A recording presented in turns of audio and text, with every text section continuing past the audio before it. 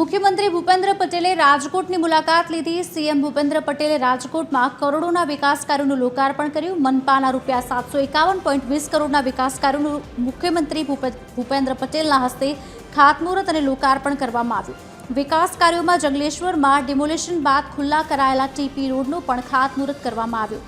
આ ઉપરાંત સીએમએ અલગ અલગ વોર્ડમાં વિકાસ કાર્યોને લીલી ઝંડી આપી હતી। કાર્યક્રમમાં કેબિનેટ કૃષિ મંત્રી જીતુ વાઘાણી અને સાંસદ પુરુષોત્તમ રૂપાલા ઉપસ્થિત રહ્યા હતા। વિશ્વમાં જે સંકટ ઊભું થયું છે તેમાંથી પણ દેશના સામાન્ય માનવીને પેટ્રોલ ડીઝલ ગેસની કોઈ સમસ્યા ન રહે તેવો રાહ એમણે અપનાવ્યો છે। વિશ્વના બીજા દેશોમાં પેટ્રોલિયમ પેદાશોના ભાવ વધે છે ત્યારે મોદી સાહેબે પેટ્રોલની એક્સાઇઝ ડ્યુટી ₹13 ઘટાડીને ₹3 અને ડીઝલમાં 0 કરી દીધી છે। જો સામાન્ય માનવનું હિત હૈયે હોય તો કેવા હિંમતપૂર્વક નિર્ણય લઈ શકાય તે મોદી સાહેબે પુરવાર કર્યું છે।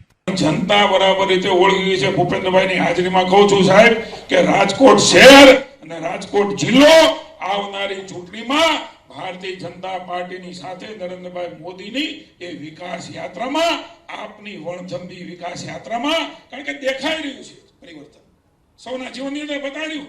₹751 કરોડ ખાતમુહૂર્ત લોકાર્પણ પેલા તો ₹50,000 સાહેબ ગ્રાન્ટ આપતી તમે કાગળથી ના કરી નગારા સાથે ધારાસભ્ય અમે દવાતા 751 એક તાળી પડી બોલી 2 વાર બોલ્યું।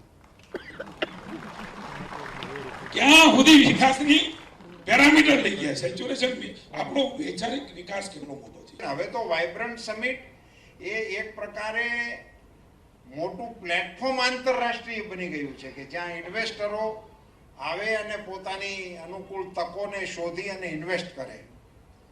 અહીંયા મારે આજે એનો ઉલ્લેખ એટલા માટે કરવો છે કે સાહેબ એ વાઇબ્રન્ટ સમિટ આપણું રાજ્ય સ્તરે જ થતું હતું।